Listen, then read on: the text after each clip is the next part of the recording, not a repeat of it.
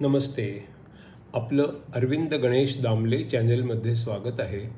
मी अरविंद दामले आपल्यासमोर प्रस्तुत करीत आहे माझ्याच काही मराठीतील कविता. हा आहे ह्या कवितांच्या सत्राचा 388वा भाग. आपल्याला या पसंत पडल्या तर चॅनलला सबस्क्राईब करा, लाईक करा, शेअर करा आणि बेल आयकॉन दाबायला विसरू नका. तर पहिली मराठीतली कविता आहे. पिंजारलेले केस, नाकात रिंग आणि ठिळगळ लावलेले कपडे अशा अवतारात मी बाबांच्या समोर आलो आणि त्यांनी मला विचारले, असे काहीतरीच कपडे का घातले? मी मनातल्या मनात म्हणालो, तुम्हाला काय वाटले मला ते खूप आवडले? मी तर ते असे नाईलाजानेच केले. आईबाबांच्या पार्ट्यांना जायला मला आवडत नाही असे मी त्यांना अनेक वेळा सांगितले, अनेक उपाय केले, पण त्यांनी नाहीच ऐकले. मी असे कपडे घातले आणि बाबांनी त्यांच्याबरोबर मला नेणे लगेचच थांबवले. दुसरी कविता आहे. आपण जे करतोय ते जर आपल्याला नेहमीच जमत असेल आणि त्यात जर अवघड काहीच वाटत नसेल आणि नवीनही काही वाटत नसेल तर ते काम करणे बहुतेक कुणालाही शक्य असेल. आपण जे करतोय ते जर आपल्याला नेहमीच जमत असेल आणि त्याच अवघड असे काहीच वाटत नसेल आणि नवीनही काही नसेल तर ते काम करणे कुणालाही शक्य असेल. आता पुढची कविता आहे हनुमान चालिसावरची, चौपाई क्रमांक 5. कंचन बरन विराज सुवेसा, कानन कुंडल कुंचित केसा. तुमचा सोन्यासारखा रंग आहे, सुंदर वस्त्र आहेत, कानात कुंडले आहेत आणि केस देखील खूप कुरळे आहेत. जन्मासंगे हनुमानाला सुंदर नाम दिले होते, अंतरंगाच्या सौंदर्याला त्याने महत्त्व दिले होते. सूर्यालाच त्याने गिळले, सूर्याला गुरु बनवले. सीतेचा शोध लागल्या क्षणी शरीर सोन्यासम बनले. रामाची मुद्रिका घेताना ठेव कुठे हे मनात आले. सुरक्षित पण अनुमानाने पण जागा कुठली हे ना कळले. हातामध्ये ठेवली तर पडून जाईल धोका होता आणि घाई घाईमध्ये हरवून जाईल धोका होता. असे वाटले जिव्हेवरती ठेवून देणे योग्य आहे. रामनाम ही जिव्हेवरती तिथेच ती सुरक्षित आहे. मुद्रिका ठेवूनी जिव्हेवरती उत्साही वाटले. अंधेर व अज्ञान दोन्ही दूर पळून गेले. बहुत ठिकाणी लंकेमध्ये सीता ना सापडली. सुखामध्ये महालामध्ये ती त्याला ना दिसली. बिछाण्यावर झोपलेल्या सर्व राण्या दिसल्या. त्यांच्यापैकी कोणी सीता असेल मनाने नाकारल्या. विचारले मग स्वतःला, सीता राजमहाली नसणार. रामाविना सीता कशी आरामात असणार. इंद्र कुबेर आले तरीही सीता नाकारेल. रावणासारख्यावरती ती कशी भाळेल.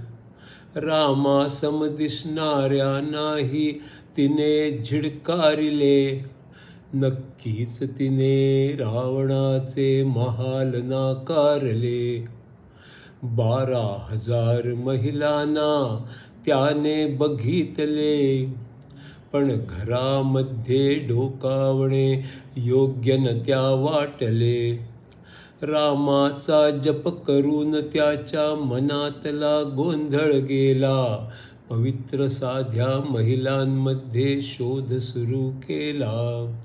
शरीर सुंदर मनही सुंदर अशी महिला शोधित होता. बाहेर राम आतही राम अशीचा शोध चालू होता. नारदाच्या जाण्यानंतर वाली दुःखी होता. नाव प्रसिद्धी चांगुलपणा जाईल म्हणून भयभीत होता. वालीने एका दासीला विषाचा प्याला दिला होता. अंजनेला तो द्यावा उद्देश असाच त्याचा होता. त्याला तिच्या पोटातील गर्भ मरून जावा वाटत होते, पण त्या गर्भाच्या भल्यासाठी प्याला आहे सांगायचे होते. पण त्या विषाचा परिणाम काहीच नाही झाला. थोड्या काळाने हनुमाचा सुखरूप जन्म झाला. वानर बाळाच्या कानामध्ये जन्मतः बाळी होती. दिलेल्या विषाने त्याची बाळी बनली होती. महाभारत युद्धानंतर नारद तेथे गेला. राजसूय यज्ञ करा ऐसे तो बदला. खरे तर पंडू याला यज्ञ करायचा होता. ऋषी पुरुष मृगाला घेऊन यज्ञ होणार होता. ऋषी पुरुष मृग याला आणणे फारच कठीण होते, कारण ऋषी अर्धा पुरुष आणि अर्धा मृग होता. त्याला शोधून आणायाला भीमाला सांगितले होते. शोधताना हिमालयामध्ये भीम गेला होता.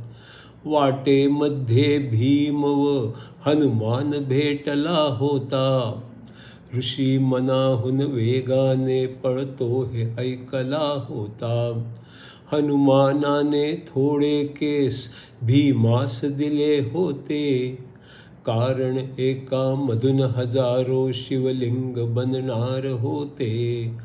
त्यांना पाहून तो ऋषी सर्वांची पूजा करेल. या रीतीने त्याचा वेग कमी होऊ शकेल. ऋषीस यज्ञाचे आमंत्रण भीमाने दिधले. भीम कसे हस्तिनापूरला ऋषीच्या आधी गेले. जाता जाता भीमाने केस खाली फेकले आणि ऋषीला पूजेमध्ये गुंतवून ठेविले. शेवटी भूम पोचला तेव्हा एक पाऊल बाहेर होते. बाकी सारे शरीर त्याचे आतच तर होते. कोण जिंकला कोण हरला सांगणे अवघड होते. एकच पाय हरला ऐसे युधिष्ठिराचे मत होते. असा न्याय ऐकून ऋषी स्वतःच खुश झाला. भीमाला माफ करून त्याने यज्ञ सुरू केला. मनामध्ये भीमाने केसास पूजिले होते. 1000 शिवलिंगा इतके केसाचे सामर्थ्य होते.